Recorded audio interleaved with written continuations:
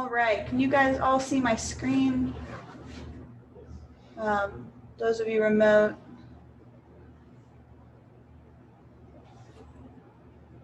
Awesome, perfect.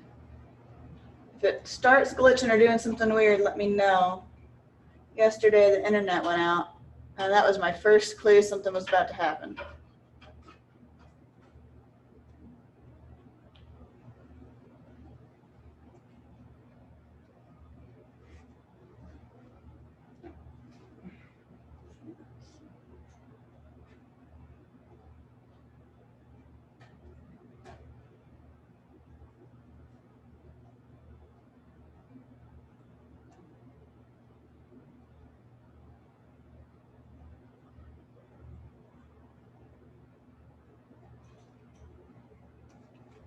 Okay. So we are recording. Good, good. Okay. So I think this lecture is going to go decently quick for everyone. I'm going to give you guys some time to work on this in class today. We've got some homework that I've been told is kind of complicated, but isn't that bad. So hopefully you guys will feel the same as Pat's classes on it. On D2L here, for those of you here physically in class, I'll show you the location on the server. This is not your class. This is your class. So under content here, in class files, there's this exercise 2 graph editor arrow. Go ahead, and those of you at home, go ahead and download that. You're going to want that for when we start working on the exercise here in class in a few minutes. For those of you here with me physically, if you don't want to use the download, I do have it here on the server under exercise files. It's this graph editor arrow Maya file. Exercise file? Yes, exercise files. What was it called? Graph editor arrow. It's just a Maya file. It's not even in a folder. For those of you at home, just make sure you extract it from that zipped file that it's in, that it'll give you. If it gives you one, it might just give you the Maya binary.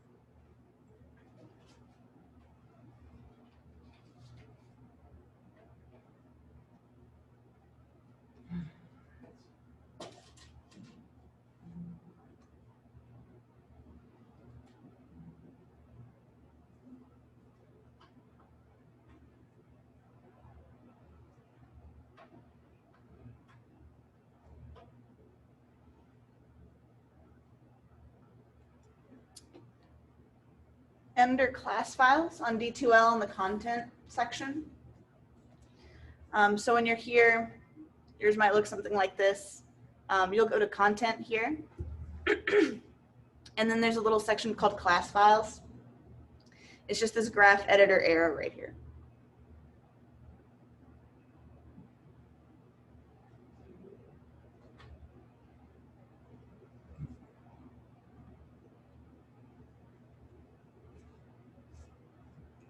And then once everyone's got it, just give me a thumbs up so I know.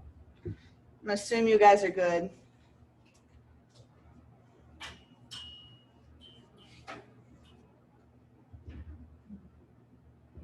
Can't tell if that's my phone buzzing or somebody else's phone buzzing. Okay, you're good.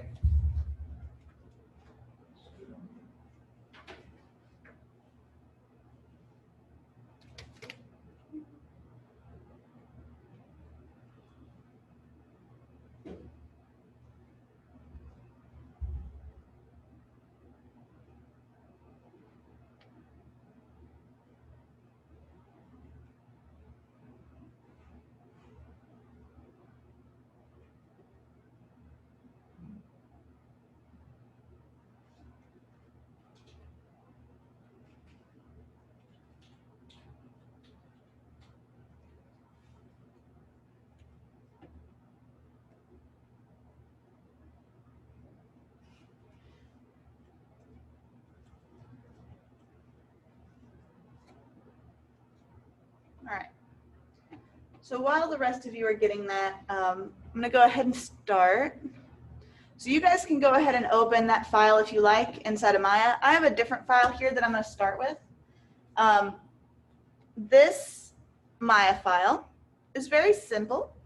As of right now, all it does is this. It's just a box that moves across the screen.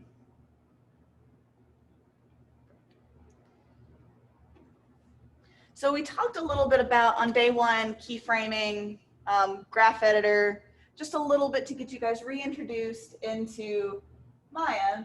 Today is all about the graph editor. By the end of exercise 2, you'll be pretty much an expert at using the graph editor. You should feel more comfortable in it. I know for a lot of people it's scary or it's really complex. I'm hoping after today that won't be the problem anymore. It should be pretty simple for you guys to use. So, a couple of things that we need to know about how the graph editor works. With the graph editor, you can control your timing. You can control the speed of your keyframed object. You can craft how the arcs move. And just by changing one tangent, I'm not even going to break it. I'm going to just move it down a bit. You change your animation.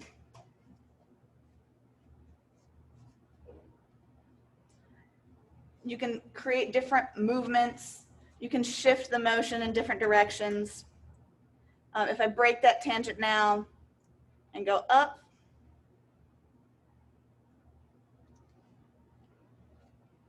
we can very easily change how something moves just with one curve.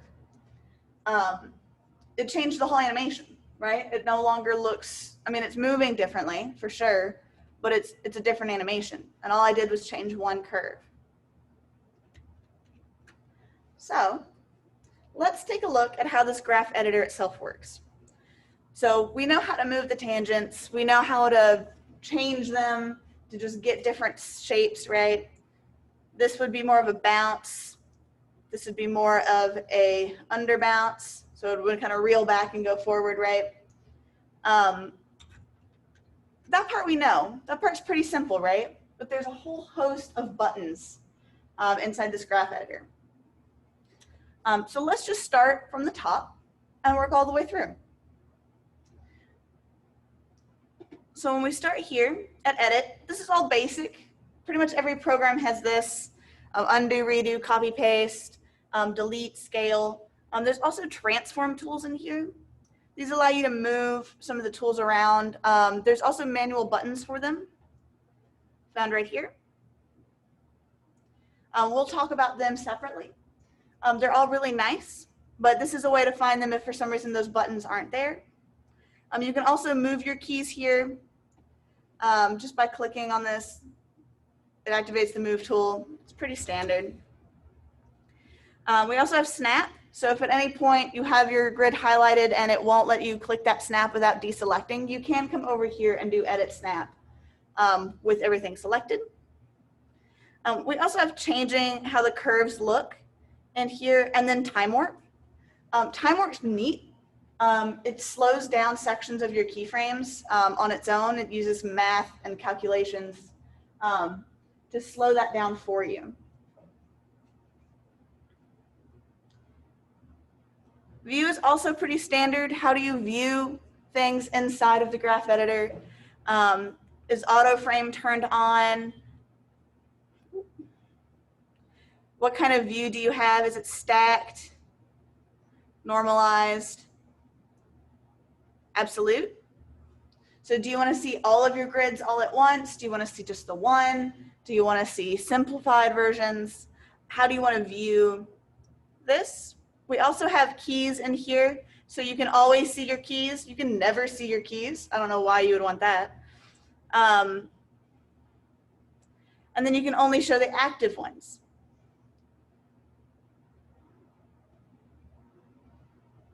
I like to always see my keys, please. We also have tangents in here. So you can always see your tangents, never see your tangents, et cetera, et cetera. Edit and view are pretty standard. They make sense. You can read it and be like, yeah, that's exactly what it does. Select, same thing. Do you want to be able to select everything? Do you want to select just the curves? Do you want to be able to select the in and out tangents? If for some reason you're like, yeah, I really don't want to be able to select my curve, you'll never be able to click on the curve. That can be handy sometimes. Sometimes it's handy to have the curves on so you can make sure you're clicking the correct one. But if you're only working on one, the rig you're working with only has very simplistic curves and you don't want to be able to touch them, you can turn that off. Under curves, this is where it starts to get a little bit more interesting.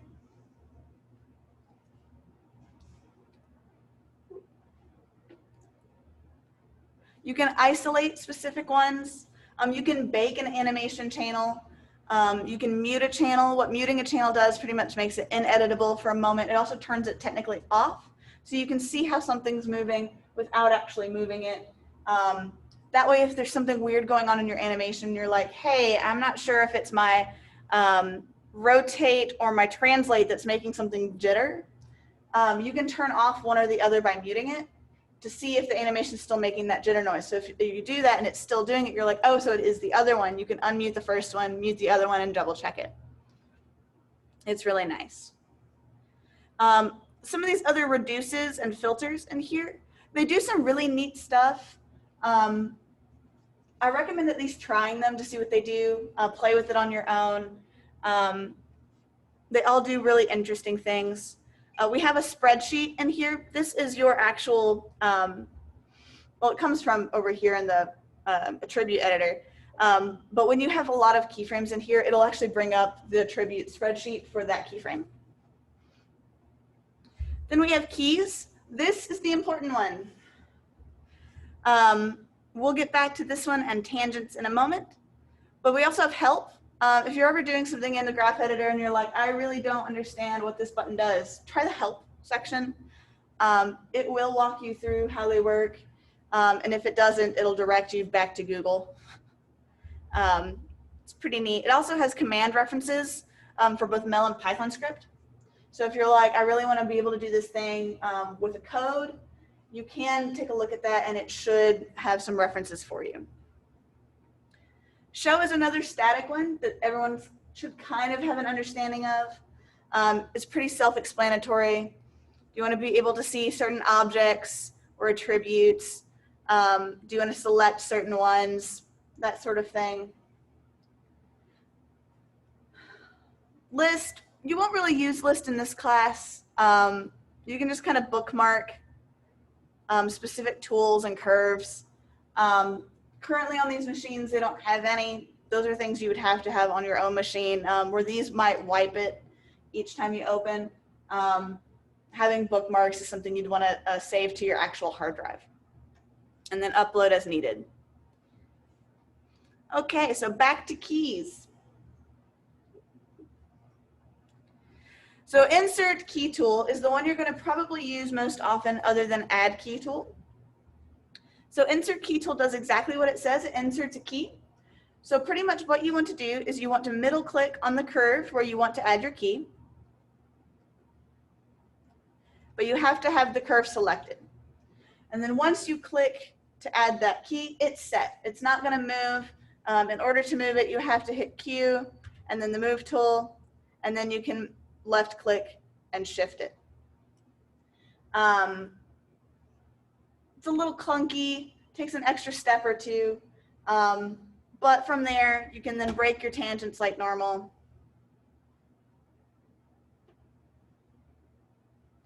And have your animation with an extra key in the center. Then there's add a key tool. Add a key tool is a little bit more intuitive. So long as you don't let go of your middle click, you can move that key anywhere on your timeline. So it's the same as add a key. You still have to have the curve that you're going to be adding a key to selected. But all you have to do is middle click and drag to put that key where you want. You can shift it up and down. So long as you haven't let go of that middle click, you can add as many keys as you want.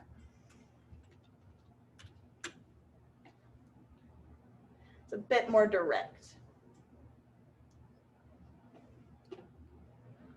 So let's say I have this, this, and this. So in here, there is mute key. If I highlight a few of my keys here, so if I say these three, if I don't want to see them, this is kind of how the mute key works. So I highlight these three and I go to keys, mute key. And what it does is it says, hey, make a new line of keyframes here and act as though those other keys in the middle don't exist. So it'll pretty much, from that point on, remove those keys. So if I re-highlight those, I can unmute them. They're now back to being normal.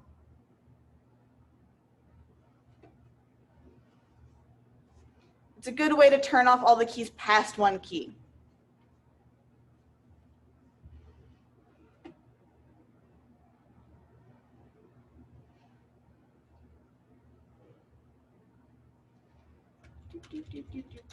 Get that back to normal. We also have convert to keys. So if you have something going on in the center here and you're like, I really want this whole little curve to be actual keyframes, you can convert them. It'll add a whole bunch of extra keys in there. You can also add in-betweens here as well. So if something's happening and you're like, this is happening way too quick, I wish I had more keyframes in between these frames, you can add some in-betweens and Maya will automatically generate them for you, and then you can go in and tweak them yourself. It works really well, especially if you're trying to slow down an animation or trying to make it a little bit more clear.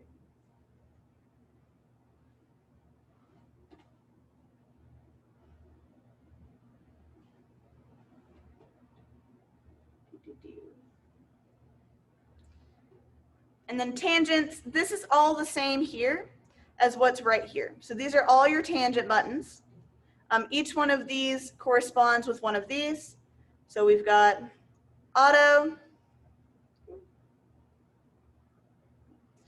So the first one that's already highlighted, that's auto. Then we have spline, linear, clamped, etc., all the way through. Then you also have your break tangents. You can reunify your tangents, lock them, etc. All from here, but also right here. So let's say we want to take this first keyframe right here, and I actually want to move my translate or my timing to different point. So right now, I know this keyframe right here is at -30. This is its location. It's the same as this translate X right here because I am working in the translate X curve. If I click on translate Y and I move this one, I can see that my translate Y moves here. And I can also see that this number right here matches this number right here. So if you're looking at your keyframes and you're like, I really want to make sure I'm working at whole values, you can just manually come in here and be like, I want this to be at 2. And it will move to that whole number of 2. Now that also being said, this first keyframe here, or this first number right here, this is what frame on your timeline your keyframe's at. So if I go back to translate X here, and I'm like, hey, I want this keyframe, which is on frame 1. I know that from looking at my timeline, but I really want it at 0. You can come over here and manually click it and it will shift that keyframe for you without you having to re-keyframe as much. Now, I do still have 2 keyframes here, but if I delete the first one, you can see it's now changed and I can re-keyframe this here. This is just also a really nice way to make sure none of your keyframes are on decimal numbers. If you've moved some keys around and you're like, yeah, I've done the control shift, click and drag, and I moved this in, and I forgot to snap, that's okay. I can manually click on this keyframe here. And nothing will happen here, but if I manually click on this one here, surprisingly, I'm actually on a whole number. But if it was at like 22.356, I could click on that keyframe and move it to that whole number. So if you do happen to not snap and it doesn't miraculously, that's the first time that's ever happened to me, not end up on a whole number, you can manually change that.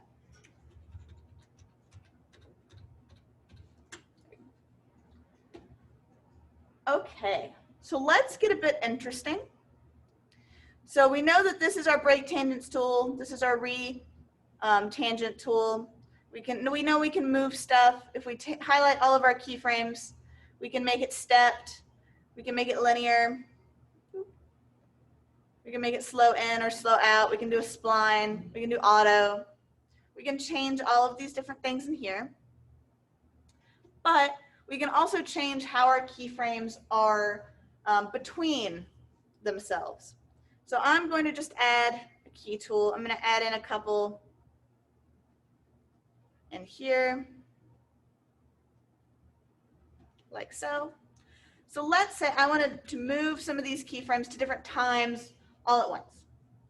So the first thing that we can look at is this little button right here. This is the retiming tool. It's going to become your best friend. It's really nice. It works very similar to that shift, click, and drag, except all you have to do to shift keyframes around is double click. So if I double click right here and drag, it'll move my entire timeline to a new location.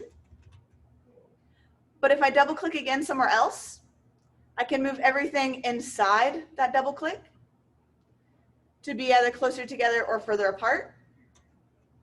And then if I change my mind, I can undo, but I can also click these little X's. So if I'm like, no, I really want the beginning of my timeline to about halfway through my timeline to be what squishes in. So if you're working on a character and one foot is moving a little bit too fast, you can highlight all of your keyframes. So you could do that with all of them, and they'll all shift. To make that step either faster or slower, you can do this with any type of keyframe. It's really nice. It's very powerful. Just make sure that you're making sure that all of your parts here are on a whole number afterwards, or snap everything afterwards. It's this one right here. Yeah, it's the three little dots, or the three little dashes with a white line. Now the reason it's got 3 is because you can click once, twice, 3 times, 4 times, 5 times, and you can remove each individual one as needed. It is very powerful and it works very well.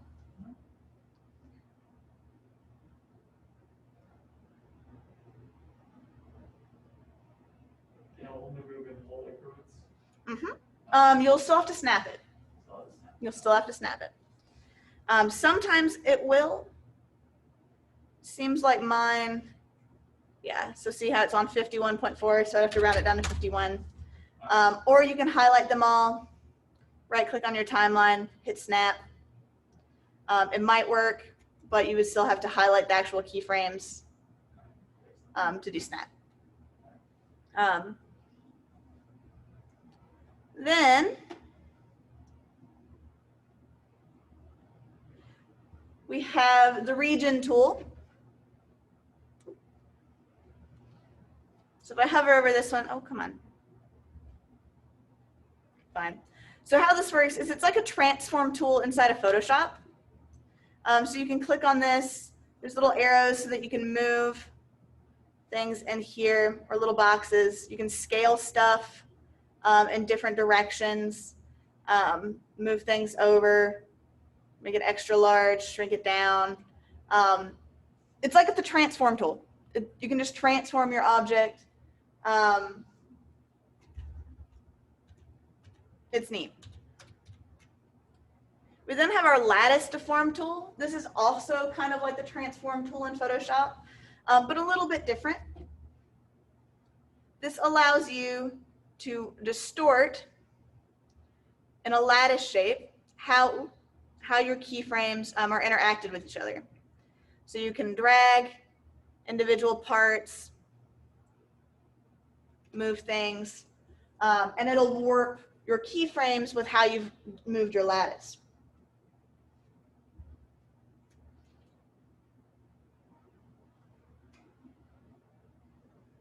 We then have an insert key tool. So this is the standard one. It works on whatever layer you're on. So if you only want new keyframes on your Translate X, make sure you're in your Translate X. If you're in your original, like my brain just went. And you're inside of your control. If you're in there, it'll do all of your keyframeable curves. We'll get a new keyframe. So if you are only wanting one, maybe it's just the X, or maybe it's just the Y, or maybe it's just rotate, you do want to make sure you're just in that curve. And then we have select nearest or move nearest. It works decently well. So you can see I'm kind of close to this keyframe when I start moving things, but I'm just a hair too far away, it won't. This is just nice if you're trying to move stuff around a little bit, but not like too much. But you still have to have it selected. It's not the best tool, but it is there for if you're trying to move a tool and you don't want to hit W, or you can't for some reason, and you don't want to click up here. Does anyone have a question at all about the graph editor? Does it feel a lot less scary? A little bit? Yeah. How do you deselect the tool after selecting? Q. Yeah, Q is just the universal deselect tool. It takes you back to the standard selection. It works with everything. Any questions for my remote folks?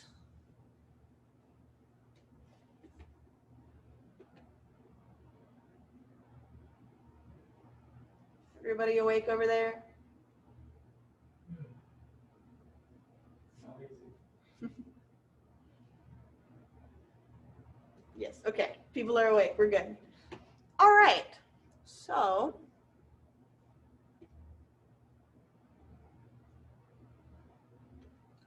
I have a bunch of boxes right here. They're all labeled A through K. I don't think K does anything.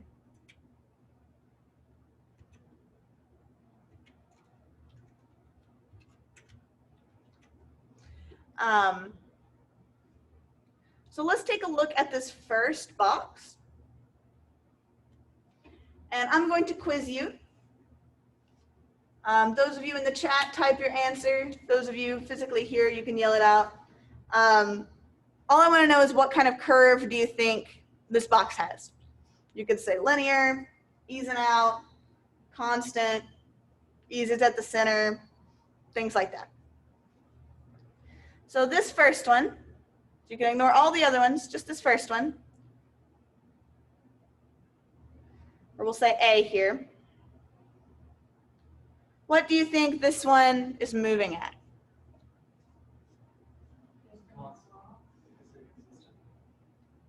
It's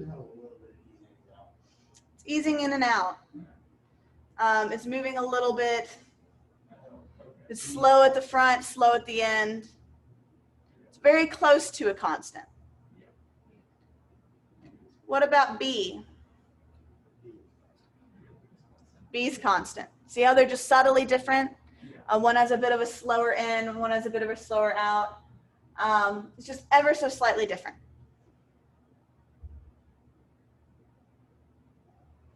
Oh, I can't click them when they're moving. What about C?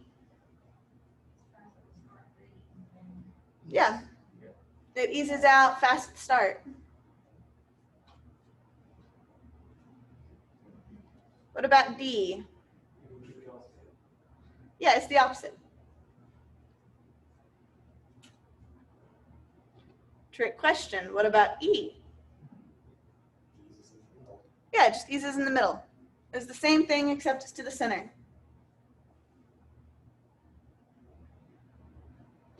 What about F? He's out in Mm-hmm. But it's got a little bit of something in it. What else is going on in it? Seems to actually pause for a second on the middle.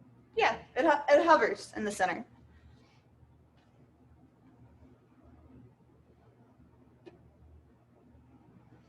What about G? It goes back and forth. Yeah, it bounces. It kind of shifts back and forth.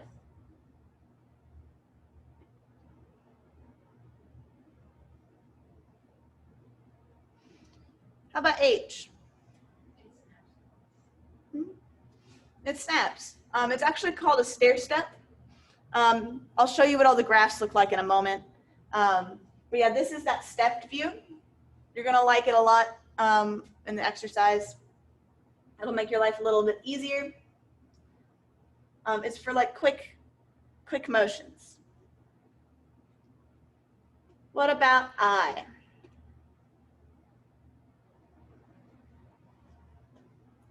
Anybody know? Anyone remoting in? No? Bounces at the end. Yeah, it bounces.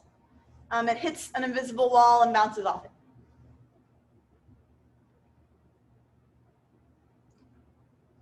What about the last one, which is J? It bounces, then uses it. The side curve thing going on. And it kind of winds up and then overshoots, right? It goes over the end, like it also goes forward a bit. So depending on how these curves look, there's a piece of fuzz in my mask. Depending on how they look, changes how their curve looks. So this one was easing in and out. It's easy to see now that we see the curve, right? We know it's going to go slowly toward the beginning, slowly toward the end. B was a constant. There's no curve at all. C has easing out. So it's faster here. We've got more of a curve at the beginning and a more gentle slope toward the end. D is the opposite. It was eases in. Strike that, reverse it. Slower here.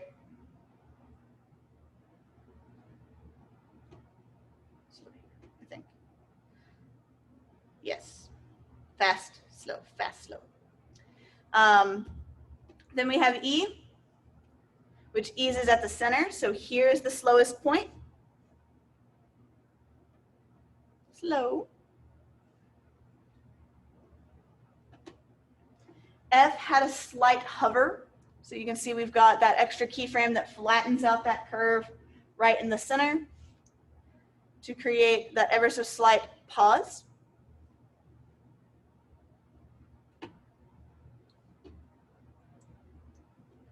G has splines to ease all the hovering in the center. So it kind of whips back and forth because it'll come up and then back. Then we have our stepped view.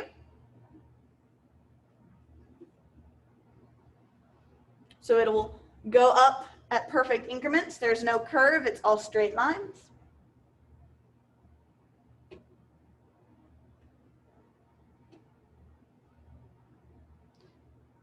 I was our bounce. This is how we did our balls.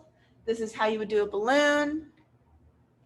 This is how you have something hitting a wall and bouncing back off.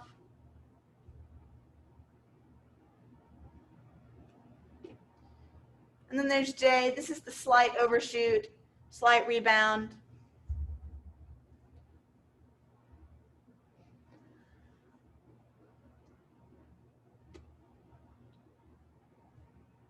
So if you were to animate a rushed movement, which one would you pick? I'll leave this playing. There's not one right answer. You can shout out different ones, but if you were to make a rushed kind of movement, Same for you, remote. You can just type in a letter. Which one would you probably choose? Now, your rush movement from somebody else's rush movement might be a bit different. Like I said, there's no real true answer. Which one? C? I say I or J. I or J could be really good rush movements. Someone said D. Lots of C's and I. What about slow or languid? Maybe someone's moving through muck or mud. What would you think theirs would be? Some D's? F? A or D. A or D? What about a jerky robotic movement? H?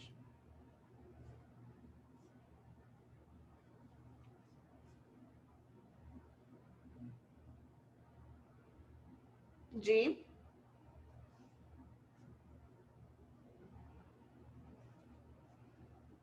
What about I? Would I work for robotic?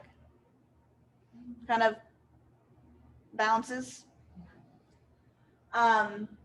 So you're kind of starting to understand how to get different movements with different curves, right? I'll let you guys in on a secret. If you take the character animation class, this is a test. So memorize your answers. So that being said,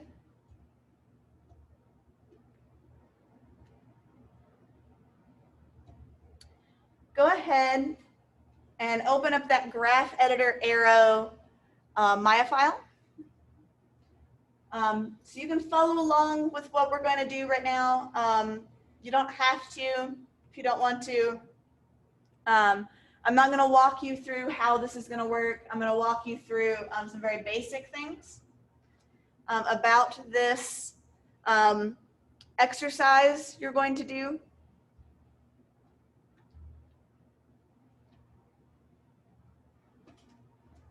Let's go ahead, get that all up and ready to go. And I'm going to explain what the homework itself is going to be before you start clicking. That is the wrong one. There we go. So what exercise 2 is because the graph editor is so important and is used so much by animators, regardless of if you're doing 2D or 3D. If you're doing 2D in Toon Boom, you still have curves to work with. If you're doing 2D by hand, you're still going to be working with those curves. You're just not going to be actually drawing them. You do need to know how to use them and things with the graph editor. Failure to actually come to terms with the graph editor at this point, it will hold you back. So that being said, I'm going to throw you out of the nest in hard mode. So using this Maya file, I want you to guide this little arrow here. I already have it going to 1 from 1 here, all the way across, past all these hoops in this thing, to almost hit this bullseye. What I want you to do is guide this little arrow through all those hoops, through that loop-de-loop, to hit that bullseye without using the S key or any of the move tools up here, or clicking anything in here. It's hard mode, but it's not that bad. Once you get used to it, you'll be using it like a pro. Now, wrong one. The last time the S key should be used are the ones that I've already set. Instead, you're going to use the graph editor to create all the curves. To insert or add keys, you're going to use the graph editor to move your keyframes after you've set them, to slide the keys, break tangents, change the timing with the compression tools, anything that you want to do with the animation, but you have to do all of it in the graph editor. Now I'll walk you through the first little step, getting you through that first hoop. But I will be taking your Maya file because I'm going to look in the script editor and see if you hit the S key. So not only will you be turning in that render, you're going to also be giving me your Maya file, and I will check your script editor. So every time you click anything, if I highlight this, the script editor tells me I deselected it and then reselected it. So I will be reading your script editor. Some of them have gotten really long. That also goes, you can click the WERT tools if you like. You can hit Q. You just can't hit S. You also can't click up here. The only time I'll allow that is just to click your little dude here. You can still move and pan. You can make a camera in here for follow that arrow if you like. You can have a keyframed one where it starts here and maybe it slowly rolls and moves. You can still make a camera. You don't have to. You can use a sky dome and just light it from a nice angle so that I can see all your movement. But you just can't use this tool. So how I recommend going about this is a couple of different ways. So we've got our little arrow selected here. The first thing we need to do is I like to go to the different camera views. You can also line it up with the perspective tool. But I'm going to go to top first. And the first thing we want to do is scrub on our timeline and figure out where on the timeline does our arrow intersect with our blue hoop. And that first hurdle it comes across. It's somewhere about 85-ish. And what we want to do is we can go up here to keys, add a key tool, add a key there, and figure out which of our curves is it that our key needs to be added to. So it needs to be added to our translate Z. So I've got my keys, add a key tool. I'm just making sure that that one is highlighted, and I'm just middle clicking and dragging. And I'm going to make sure my arrow is inside of that hoop.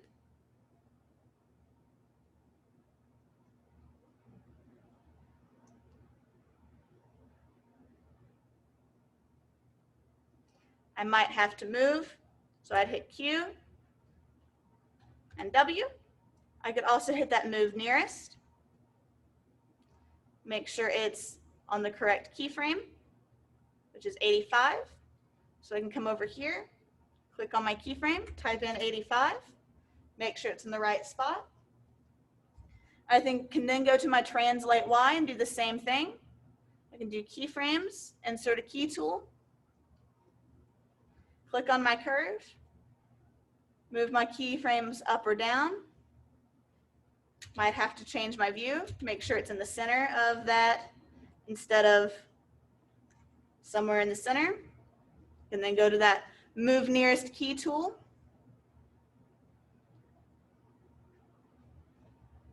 Make sure I'm on a whole number, so 85. I might have to shift this number over a little bit. Currently I'm at negative 0.22 or 255. Maybe it needs to be negative 0.3.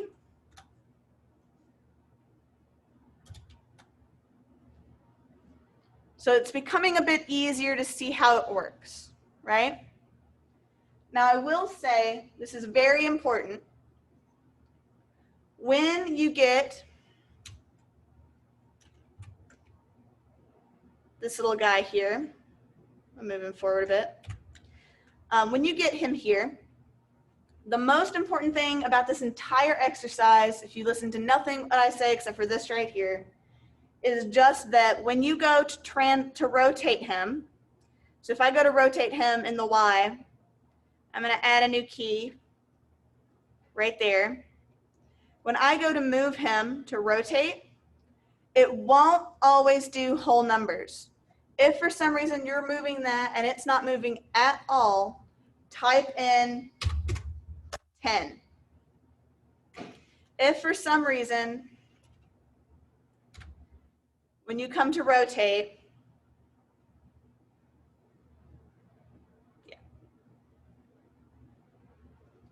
later on down, when you get over here to this loop-de-loop, if it's not moving in one direction or another, and it's just going very small, minuscule rotations, put in a really large, big number there.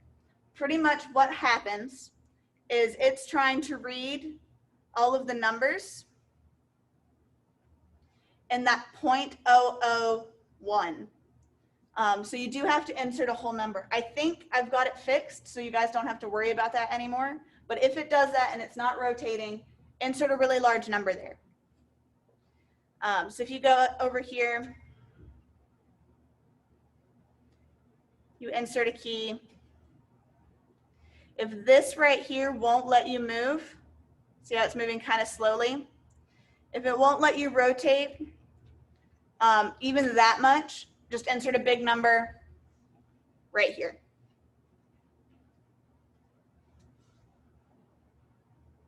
So for instance, on this rotate Z or on this rotate X, if I insert a keyframe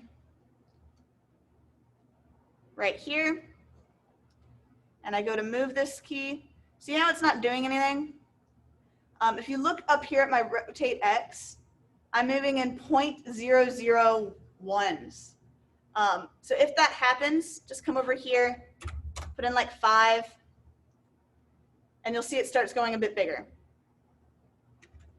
It shouldn't happen to you anymore on this rotate Y, but if it happens on rotate X or Z, that's what you will have to do. Does that make sense?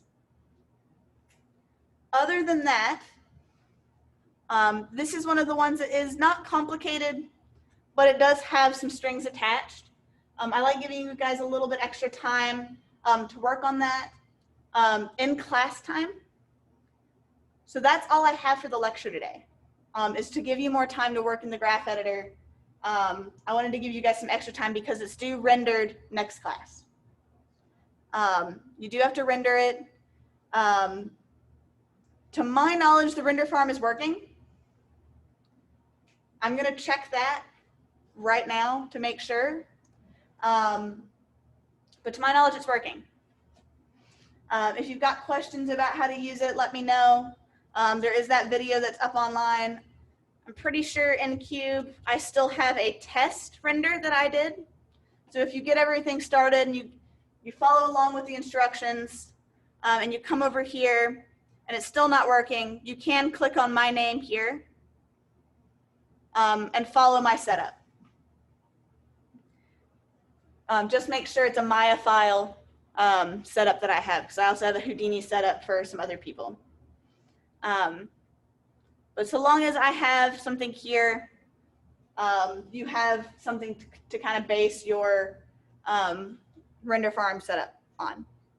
You can also use mine as a resubmit template. Just make sure you change everything in there, or you're going to render something really big. Does anyone have any questions at all about this exercise? Any fears, concerns, etc. about the graph editor still? So basically all that we're doing is just getting together the hoops, go around, and then hit the bullseye. Mm-hmm. All right. Yep. All right. Seems simple enough, right? Yeah. Okay, good luck. Back to this. Is there a way to zoom in and out in the graph editor? Yes. So you should be able to use your scroll wheel to zoom in and out. If it's too zoomed in and you want to see like the whole graph editor, you can hit F. Oop, I'm in the wrong program. F, and it'll focus on the whole, the whole graph. So if I come over here to arrow and I'm zoomed in on this keyframe here. I can use the scroll wheel to zoom in and out, but I can also hit F to focus everything.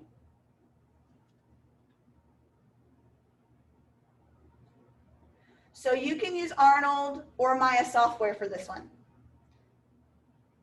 But pretty much after this, there's only one other project in the semester where that will be okay.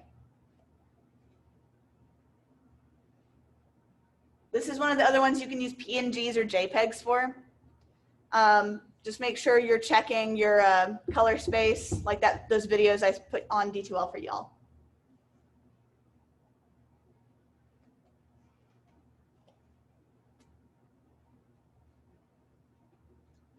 Okay, so what I'm going to do for those of you remote, those of you here in class, you don't have to worry about this at all. I'm going to end my Zoom stream, and then I'm going to reopen it as a lab.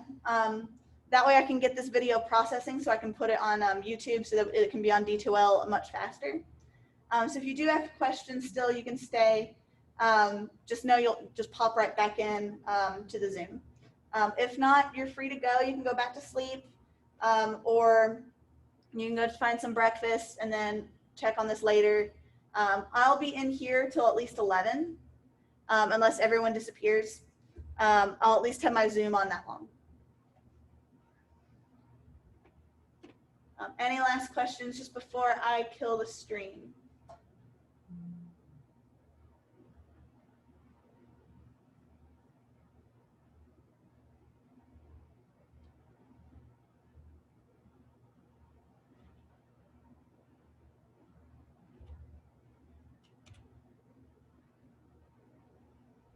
Okay. If you have questions, just pop right back in. I'm going to go ahead and get this processing.